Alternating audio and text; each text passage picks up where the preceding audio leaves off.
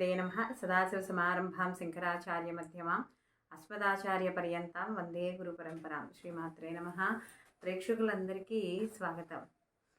బుధాదిత్య యోగం మనకి ఈ బుధాదిత్య యోగము అన్న దాంట్లోనే మనకు కనబడుతుంది బుధుడు, అలాగే ఆదిత్యుడు అంటే రవి.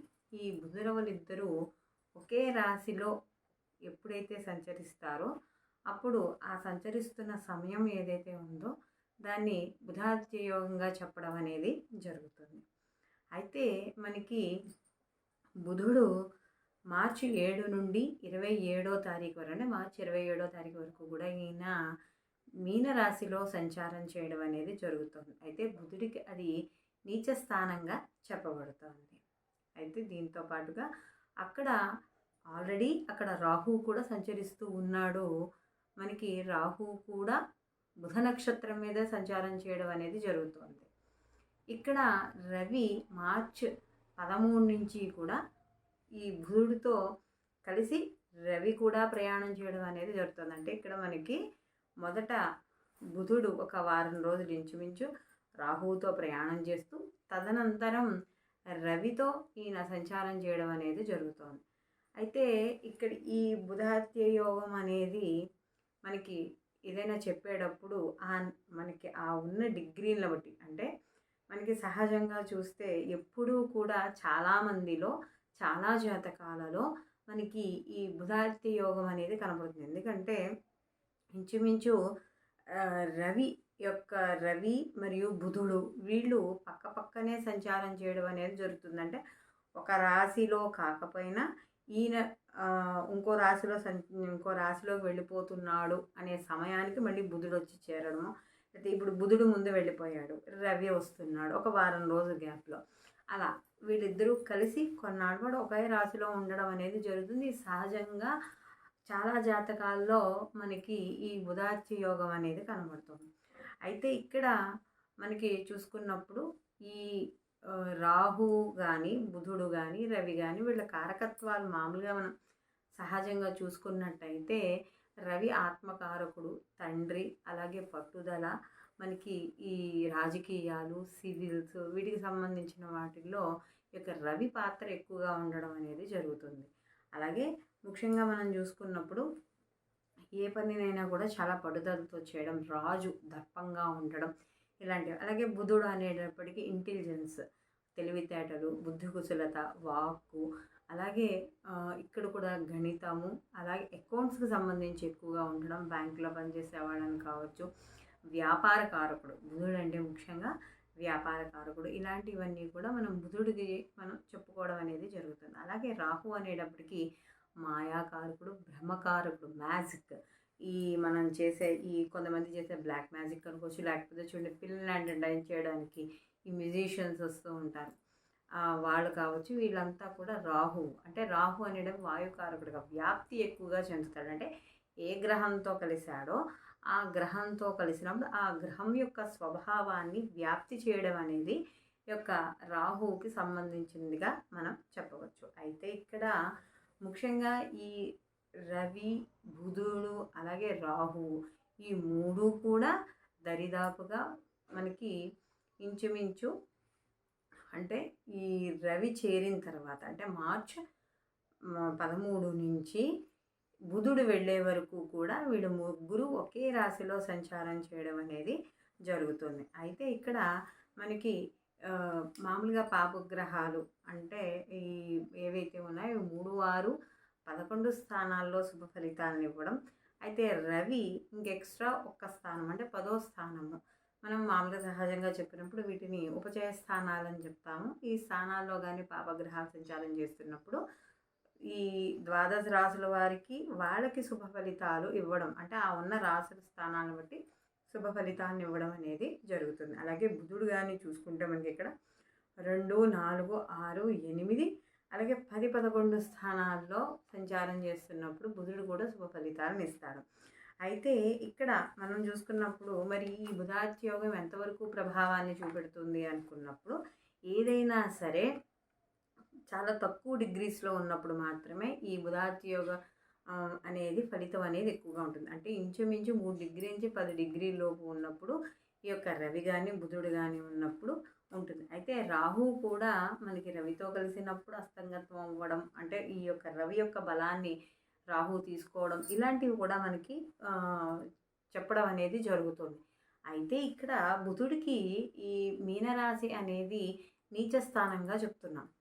ఈ నీచ స్థానంగా ఎప్పుడైతే చెప్తున్నామో ఈ ఈ బుధుడిచ్చే ఫలితాలు అనేవి కొద్దిగా తగ్గే అవకాశం కూడా ఉంటుంది. అయితే ఎక్కువగా ఈ రాహువుతో కలుస్తాడు కాబట్టి ఈ బుధ రాహువులు అలాగే రవి అందులో నీచిపడి ఉన్నాడు కదా, కాబట్టి మామూలుగా శుభ ఫలితాలు ఇచ్చేవి కూడా ఉంటాయి ఇందులో.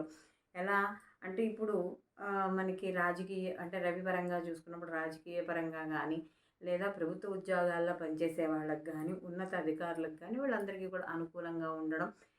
అలాగే రాహు వచ్చేటప్పటికి మనకి క్రియేటివిటీ, అంటే ఏదైతే మనలో నైపుణ్యత ఉందో ఆ నైపుణ్యత వ్యాప్తి చెందడం. అంటే బుధుడితో కలిసి ఉంటాడు కాబట్టి బుద్ధి కుశలత ఎక్కువగా ఉంటుంది. అంటే మనం ఎక్కడ ఇంప్లిమెంట్ చేయడం వల్ల, లేదా మనం ఏదైనా ఎక్కడైతే మనం అప్లై చేయడమో, లేకపోతే ఎవరి దగ్గర కరెక్ట్గా ఎవరిని పట్టుకుంటే మనకి పనులు అవుతాయి, ఇవన్నీ కూడా బుధుడు ఆలోచిస్తూ ఉంటాడు.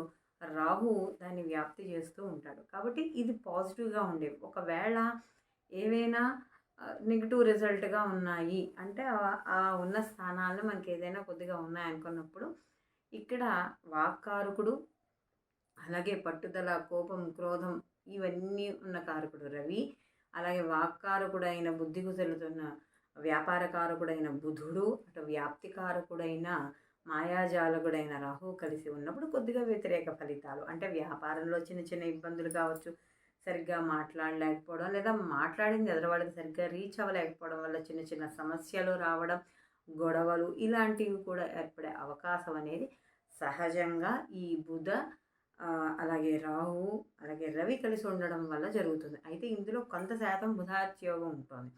కానీ బుధాత్యోగం అన్ని రాశులకి చెందుతుందా అనుకుంటే ఎక్కువగా ఈ బుధాత్యోగం అన్నది బుధుడికి సంబంధించిన స్వక్షేత్రాల్లో ఉచ్చక్షేత్రంలో కానీ, రవికి సంబంధించిన స్వక్షేత్ర ఉచ్చక్షేత్రాల్లో కానీ ఉన్నప్పుడు దీని ప్రభావం అనేది ఎక్కువగా చూపబడుతుంది. అంటే మనకి మిథున కన్యల్లో కానీ, సింహ మేష రాశుల్లో కానీ ఏర్పడితే దీని ప్రభావం అనేది కాస్త ఎక్కువగా ఉండడం అనేది జరుగుతుంది. కాబట్టి ఈ గ్రహాల యొక్క కలయిక వల్ల ద్వాదశ రాశుల వారికి ఎలా ఉంటుంది అనే విషయాన్ని ఇప్పుడు మనం తెలుసుకుందాం. మేషరాశి వారికి కానీ చూసుకున్నప్పుడు మేషరాశి వారికి ఈ బుధుడు అలాగే రవి రాహు ఈ మూడు కూడా వ్యయంలో సంచారం చేయడం అనేది జరుగుతుంది.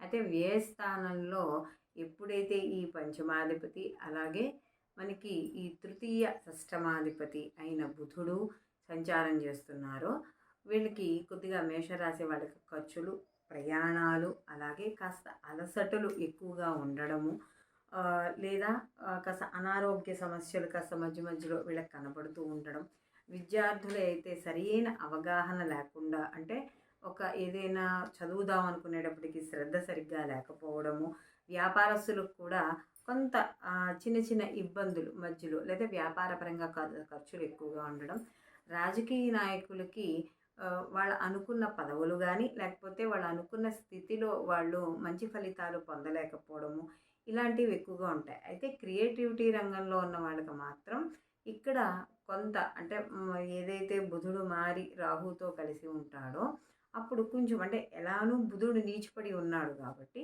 కాస్త ఫలితాలు అనేవి ఆలస్యంగా వచ్చే అవకాశం, అంటే వ్యాపారంలో కానీ, క్రియేటివిటీ రంగాల్లో పనిచేస్తున్న వాళ్ళు, సినీ కళా రంగాల్లో ఉన్నవాళ్ళు, గ్రాఫిక్స్, ఈ మీడియా రంగాల్లో ఉండేవాళ్ళు, వీళ్ళందరికీ కూడా ఫలితాలు ఆలస్యంగా రావడం అనేది జరుగుతుంది. అలాగే ఇక్కడ మనకి బుధుడు కూడా వ్యయ స్థానంలో ఉన్నాడు కాబట్టి సరైన సమయానికి భోజనం అంటే సరైన టైంకి కుదరలేకపోవడం, అంటే వాళ్ళు చేసే వృత్తి ఉద్యోగాల రీత్యా కావచ్చు, ప్రెషర్ ఎక్కువగా ఉండి వాళ్ళకు కొంచెం వర్క్ అయితే కానీ చేయలేకపోవడం, ఇలాంటివన్నీ కూడా కనపడుతూ ఉంటే చిన్న చిన్న ఇంట్లో మనస్పర్ధలు, గొడవలు, కలహాలు, అలాగే కాస్త ఖర్చులు ఎక్కువగా ఉండడం, లేకపోతే ఏదో ఒక విధంగా కొంత క్లేశం, అంటే అది ఇక్కడ తృతీయాధిపతి కాబట్టి కమ్యూనికేషన్ వల్ల లోపం, అంటే మీరు ఒకటి చెప్తే ఇంకోటి అర్థం చేసుకోవడం వల్ల చిన్న చిన్న అపార్థాలకి వాటికి కొంత అవకాశం ఇవ్వడం అనేది ఇక్కడ మేషరాశి వాళ్ళకి కనబడుతోంది. అయితే ఈ బుధాదిత్య యోగం ఉన్న సమయంలో మాత్రం అది కొంతవరకునే ఫలితాన్ని ఇవ్వడం అనేది జరుగుతుంది. పూర్తి ఫలితాన్ని మాత్రం ఈ మేషరాశి వాళ్ళు అంటే కొద్దిగా అవకాశం అనేది తక్కువగా ఉంటుంది. ఎందుకంటే ఏ స్థానంలో 3 గ్రహాలు ఉన్నాయి కాబట్టి. మొత్తం మీద ఈ రాశి వారికి చూసుకున్నప్పుడు వీళ్ళు ఎక్కువగా ఈ ఏదైతే ఈ బుధుడు అలాగే రవి రాహుతో కలిసినంత సమయం మొత్తం ఏదైతే ఉందో ఈ సమయంలో వీరు నిత్యము కూడా విష్ణు సహస్రనామ పారాయణ చేసుకోవడం లేదా గోవింద నామాలను చేసుకోవడం. ఎందుకంటే వీళ్ళకి మళ్ళీ మేషరాశి వాళ్ళకి జన్మలో గురు యొక్క సంచారం కూడా ఉంది కాబట్టి వీళ్ళు ఎక్కువగా ఈ యొక్క ఆదిత్యవర్ధ పారాయణ చేసుకోవడం లేదా సూర్య నమస్కారాలు చేసుకోవడం, దుర్గా కవచాన్ని పారాయణ చేయడం, ఏదైనా సరే నిత్యము ఇటు పార్వతీ పరమేశ్వరుని కొలవడం, అటు విష్ణు ఆరాధన చేయడం రెండూ కూడా ఈ సమయంలో మేషరాశి వారికి చాలా ఉపయుక్తంగా ఉంటాయని చెప్పవచ్చు. ఈ వీడియో కానీ మీకు నచ్చినట్టయితే లైక్ చేయండి, షేర్ చేయండి, సబ్స్క్రైబ్ చేసుకోవడం మర్చిపోకండి.